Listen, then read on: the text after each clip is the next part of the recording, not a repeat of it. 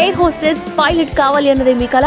అయితే ఏరో falcons aviation academy admissions కోసం డిస్ప్లేలో కనిపిస్తున్న నంబర్స్ కి కాంటాక్ట్ చేయండి. ఎమ్మెల్యేలు దోచుకుంటున్న తీరంటే పోలవరం ఒక్క కాన్స్టిట్యున్సీలోనే ఆ ఏరియాలోనే 100 రోజుల్లో 100 కోట్లు కొట్టాడని టీడీపీ నాయకులే ఫోన్ కాల్ ఒకటి రిలీజ్ అయింది. అవును. అలా చూసుకుంటే ఇంకా మద్యం, ఇసుక, గ్రావెల్, ఇంకా సంబంధించి ఫ్యాక్టరీలకు సంబంధించిన దోపిడీలు ఇవన్నీ దోచిపెడితే ఇంట్లో చాలా బాగా సంపాదిస్తున్నారు. అదే ఇక్కడ నేనేమంటానంటే వీళ్ళు అసలు ఎందులో వ్యతిరేకత లేదు ప్రజల నుంచి అంటే చెప్పుకోవడానికి ఏం లేదు.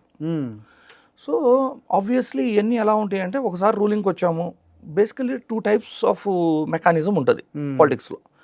అంటే నా క్యాడర్ ఉన్నారు కదా, నా క్యాడర్కి నేను బాగా దోషిపెడతాను అంటే స్థానిక నాయకులు, క్యాడర్ అనకూడదు మనం, స్థానిక నాయకులకి బాగా సంపాదించుకునే అవకాశం కల్పిస్తే 5 ఏళ్ల తర్వాత అధికారం పోయినా మళ్ళీ 10 ఏళ్ల తర్వాత ఎలక్షన్ కూడా వాళ్ళు నిలబడి చేస్తారు, ఎందుకంటే సంపాదించుకొని ఉన్నారు కాబట్టి. Yes, correct. ఇది పొలిటికల్ స్ట్రాటజీ. అది జగన్మోహన్ రెడ్డి గారు మిస్ అయ్యారు. తన స్థానిక నాయకుల్ని తిననీయలేదు. ప్రభుత్వము అనేది నిస్వార్థంగా నిజాయితీగా పనిచేయాలి, ప్రతి రూపాయి వస్తే ప్రభుత్వానికి రావాలి, లేదు పేదలకు వెళ్ళాలి, లేదు ప్రజలకి అది డిస్ట్రిబ్యూట్ అవ్వాలి అన్న వేలో చేశారు ఆయన. మంచి ఆలోచన ఏంటంటారు. కానీ దానికి ఏమైతే ఇప్పుడు రేపు ఎలక్షన్ చేయాలంటే స్థానిక నాయకుల దగ్గర డబ్బులు లేవు, చిన్న చిన్న మీటింగులు పెట్టాలన్నా వాటికి డబ్బులు ఉండవు. సో పాలిటిక్స్లో ఎలా ఉంటుందంటే మీకు ఒక టర్మ్ గెలిచి ఇంకో టర్మ్ ఓడిపోయినా మళ్ళీ టర్మ్కి ఎలక్షన్ చేయాలి అంటే స్థానిక నాయకులు సంపాదించుకునేవాళ్ళు. ఆ వేలో చంద్రబాబు గారు కరెక్ట్గానే ఉన్నారు. అంటే నేను కరెక్ట్గా గవర్నెన్స్ గురించి చెప్పట్లా, అదే అర్థమైంది నాకు. ఆ వేలో పొలిటికల్గా కరెక్ట్గా ఉన్నారు. సో ఇవన్నీ ఇంతలా వ్యతిరేకత యాడ్ అయిన తర్వాత మళ్ళీ అధికారాన్ని నిలబెట్టుకోవాలంటే అది ఇంపాసిబుల్ అనమాట. అలాంటి సందర్భంలో వీళ్ళు ఒక రెండు టాపిక్స్ను మాత్రం వెపన్స్ లాగా చూజ్ చేసుకున్నారు. ఇది 2029 ఎలక్షన్కి. అంటే ఎలా సార్? ఒకటి మద్యం సార్. 2019 నుంచి 2024 మధ్యలో ప్రభుత్వమే మద్యం అమ్మటం పక్కన పెడితే బ్రాండ్ లేవు అనేది మేజర్ ప్రాబ్లం అయింది. అంటే అంటే ఎస్పెషల్లీ మద్యపాన ప్రియులు అని మనం పిలవాలేమో, వాళ్ళకి ఇది చాలా పెద్ద ఇష్యూగా కనపడింది. మద్యం ధరలు పెంచడం, బ్రాండ్లు లేకపోవడం, నిర్ణీత సమయంలో మాత్రమే అంటే అవర్స్ కట్ చేయటం, ఈవినింగ్ అవర్స్, ఇవన్నీ కూడా ఏంటంటే మద్యపాన ప్రియుల దగ్గర 40 లక్షల పైచిలకు ఓట్లు. సో దీన్ని 5 ఏళ్ల పాలనలో మళ్ళీ మర్చిపోతారేమో, అందుకని ఏం చేస్తున్నారు, 2019 నుంచి 2024 మధ్య మద్యం కుంభకోణం జరిగింది అనేది ఒకటి స్టార్ట్ చేసి ఆ కేసుని ఇప్పుడు 18 నెలలు అయింది కదా, ఇప్పుడు కొంతమంది అయితే పాపం జైల్లో 8 నెలలు పైన ఉంటారు. ఛార్జ్ షీట్ జనరల్గా అయితే 90 డేస్లో ఫైల్ అయిపోవాలి. 90 డేస్లో ఫైల్ అవ్వకపోతే లోపల ఎక్యూజ్డ్గా ఉన్న వ్యక్తి యొక్క రైట్స్ వైజ్ అతనికి బెయిల్ రావాలి. కానీ మల్టిపుల్ ఛార్జ్ షీట్స్ ఫైల్ చేసుకుంటా వీళ్ళు they are extending it. Okay, ఇది కూడా ఒక పొలిటికల్ డ్రామా అంట నేను. ఎలా అంటే దీన్ని ఇంకో 2 సంవత్సరాలు ఏదో ఒక విధంగా ఏదో ఒకరిని అరెస్ట్ చేయడం, ఒకరిని విచారించడం ఇలా చేస్తూ ఉంటారు. చేస్తున్నప్పుడు ఏమైంది, పేపర్లో మీడియాలో వీళ్ళు అది జనాలకి రిపీటెడ్గా గుర్తు చేయటం. అంటే మరలా 2029లో మీరు వైఎస్ఆర్సీపీకి కానీ ఓటేస్తే వాళ్ళు మళ్ళీ మద్యం ధరలు పెంచుతారు, బ్రాండ్లు బెటరు అనేది చెప్పగలిగితే వీళ్ళంతా 40 లక్షల మంది ఓటర్లు మళ్ళీ టీడీపీకే మద్దతుగా నిలబడతారు అనేది it's a political strategy. Okay, ఈ స్ట్రాటజీలో కూడా మీరు నోటీస్ చేయండి, జనరల్గా ఈ 40 లక్షల ఓటర్లు ఎవరైతే మద్యపాన ప్రియుల గురించి నేను చెప్తున్నానో ఇందులో మేజర్ సెక్షన్స్ తీసుకోండి. అంటే ఇక్కడ కూడా ఎలా ఉంటుంది అంటే అప్పర్ సెక్షన్స్, వీకర్ సెక్షన్స్, అంటే ఫైనాన్షియల్ గ్రేడ్గా టర్మ్స్లో చెప్తే వాళ్ళంతా అప్పర్లో వాళ్ళంతానేమో కూటమికి మద్దతుకు ఉండారు, వీకర్ సెక్షన్స్ అంతానేమో వైఎస్ఆర్సీపీకి మద్దతుకు ఉండారు. ఈ వీకర్ సెక్షన్సే 30 లక్షల మంది ఉంటారు ఏది మద్యపాన ప్రియులు. అవును, కరెక్ట్. సో వైఎస్ఆర్సీపీ ఓటు బ్యాంకుని 30 లక్షల ఓట్లు వీళ్ళు డైవర్ట్ చేయగలుగుతున్నారు కదా ఒక మద్యం పాయింట్లోనే. సో దీన్ని మించిన డ్యామేజ్ ఏమైంది అంటే అట్లీస్ట్ వాళ్ళు బ్రాండ్లు పెట్టలేదు, ధరలు పెంచారు, కానీ కల్తీ మద్యం అయితే లేదు కదా వాళ్ళ హయాంలో. ఎందుకు లేదు సార్?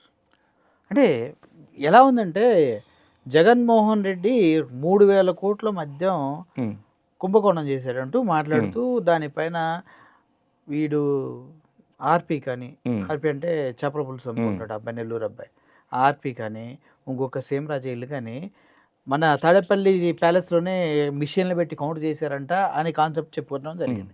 3,000 కోట్లతో మొన్న మనం చూసినట్లయితే కల్తీ మద్యం తయారు చేస్తున్నటువంటి ఒక సిండికేట్ని పట్టుకున్నారు. అందుట్లో వైఎస్ఆర్సీపీ నాయకుడు ఉన్నారంటే ఇన్వాల్వ్. అది ఒక్కటే 5,800 కోట్లు కదా.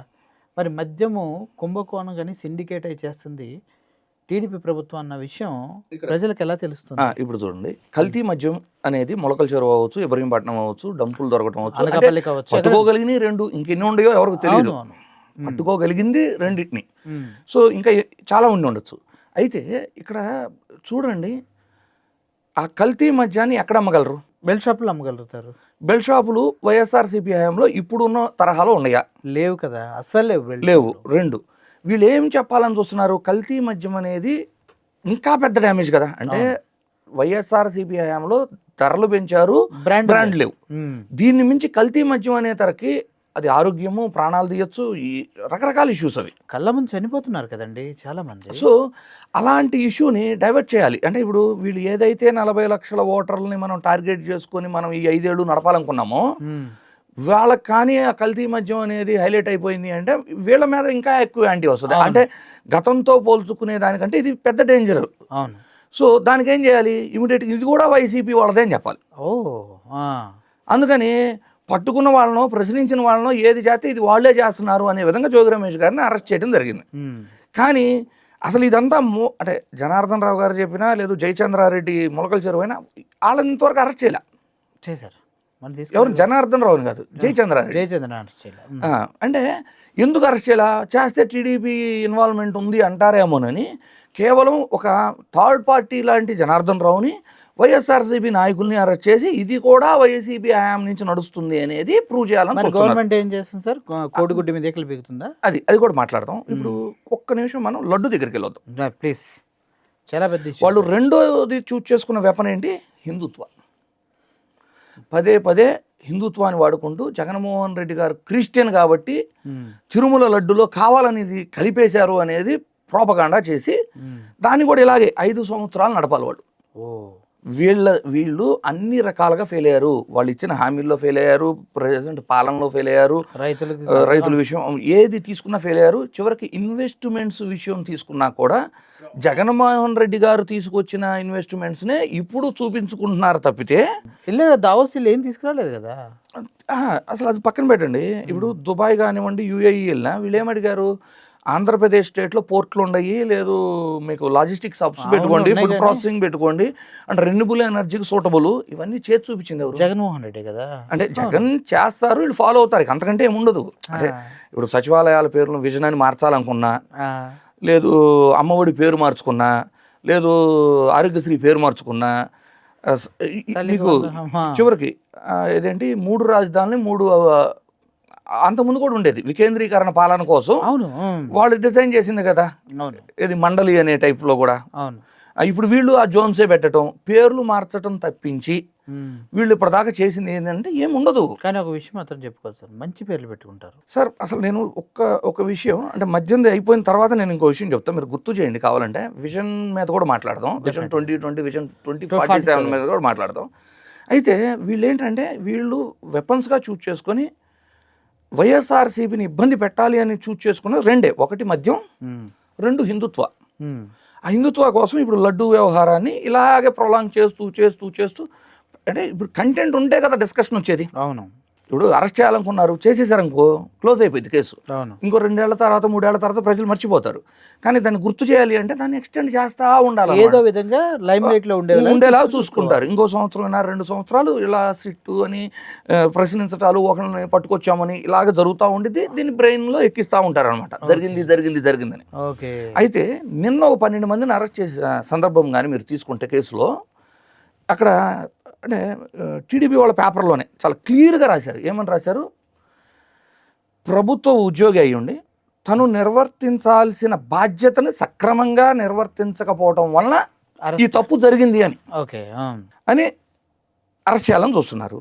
అసలు ప్రభుత్వ ఉద్యోగుల్ని మీరు రాజకీయ కక్ష సాధింపుల్లో ఒకరి మీద ఒకరు ఉంటే మీరు చూసుకోవాలి, కానీ ప్రభుత్వ ఉద్యోగులను ఇన్వాల్వ్ చేయటం వలన ఇక ప్రస్తుతం ప్రభుత్వ ఉద్యోగులు కానీ భయపడి పెన్ డౌన్ చేశారనుకోండి.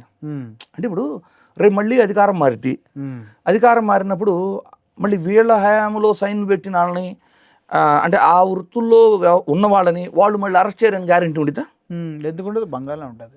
ఎందుకు Arrest చేస్తారు. అంటే ఈ టైప్ ఎందుకు స్టార్ట్ చేస్తున్నారు? ఈ సంస్కృతి తీసుకురావడం మంచిది కాదు కదా.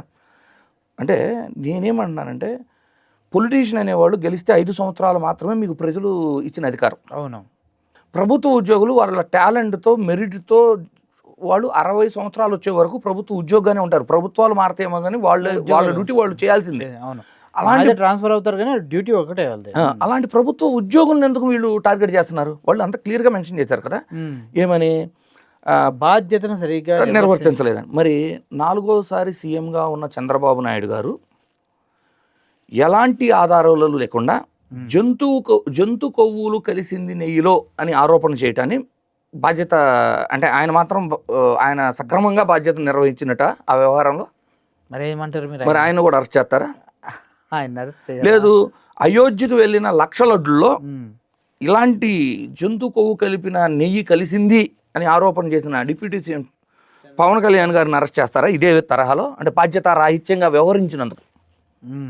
లేదు, ఇప్పుడు ఇదేంటి, వీళ్ళు వెపన్లా చూస్ చేసుకున్న కేసు కాబట్టి దీంట్లో అరెస్ట్ చేస్తున్నారు కదా.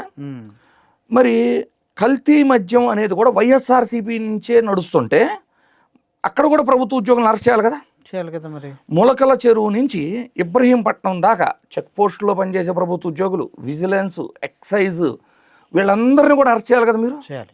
అంటే సేమ్, అంటే మీరు లడ్డు వ్యవహారంలో ఏదైతే చేశారో చేయాలి కదా. అంటే ఇక్కడ క్లియర్ అయిపోతుంది కదా ఈ కల్తీ మద్యం అనేది ఎవరి హయాంలో ఎవరి ప్రోత్సాహంతో నడుస్తుంది అనేది. బంగాళా క్లియర్ అండ్ క్లియర్గా. అంటే వీళ్ళు ఆ రెండింటిని ఏంటంటే హిందుత్వ అనేది వాడుకోవాలి. రెండోది మద్యం, ఇది ఒక 40 లక్షల ఓట్లు ఉంటే ఇందులో 30 లక్షల ఓట్లు వైఎస్ఆర్సీపీ సానుభూతి పరులు కాబట్టి ఈ రెండింటిని మనం కరెక్ట్గా అడ్రస్ చేయగలిగితే, మనం అభివృద్ధి చేయలేకపోయినా, ఇచ్చిన హామీలని నెరవేర్చలేకపోయినా, రైతుల ఘోష పట్టించుకోకపోయినా, ప్రభుత్వ ఉద్యోగులను గాలికి వదిలేసినా, ఎన్ని లక్షల కోట్లు అప్పు చేసినా, ఏమీ చేయకపోయినా కూడా మనం గెలుస్తాము. ఎందుకంటే మన ప్రజలు కూడా అలాగే ఉన్నారు కదా. అంతే కదా. కులాలను బట్టి, మతాలను బట్టి ఓట్లు వేసే స్థాయికి దిగజారిపోయి ఉంటే మనం, వాళ్ళు అలాగే ఆలోచిస్తారు మన గురించి. సో ఈ రెండింటిని వెపన్గా చూస్ చేసుకున్నారు సార్. ఎయిర్ హోస్టెస్, పైలట్ కావాలి అన్నదే మీ కల? అయితే ఏరో ఫాల్కన్స్ ఏవియేషన్ అకాడమీ అడ్మిషన్స్ కోసం డిస్ప్లేలో కనిపిస్తున్న నంబర్కి కాంటాక్ట్ చేయండి.